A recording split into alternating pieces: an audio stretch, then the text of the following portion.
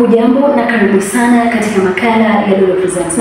Kwa siku 2-3 hivi Wakenya wameungana pamoja ili kuweza kuja kumtetea si mwingine ila Margaret Nduta ambaye amezuiliwa katika mahakama ya Vietnam, ambapo inasemekana kuwa alikuwa anafanya drug trafficking, lakini pale ameweza kujitetea na kusema kwamba aliweza kuwekewa dawa hizo katika mkoba wake na jamaa ambaye anafahamika kama John Mike Sonko. Kwa siku ya leo ameweza kutokea na kusema ya kwamba yeye anaweza kusaidia Nduta kwa kutumia wale watu wa DCI ambao wanaweza kusaidia na kufanya investigations ambazo zitaweza kujua vile ambavyo Nduta aliweza kukua na siku zake za mwisho pale, na data ambayo inaweza kutolewa na Safaricom peke yake. Mike Sonko anasema kwamba DCI ndio watu ambao wanaweza kumsaidia Nduta kumrejesha nyumbani na kuweza kukamata the culprit ambaye ndio mhusika mkuu kutokana na kesi hii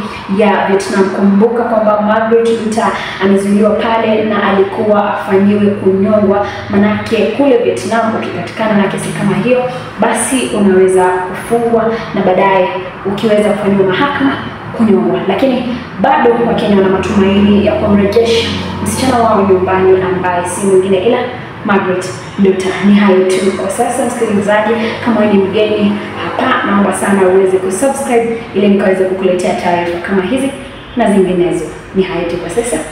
Kwaheri.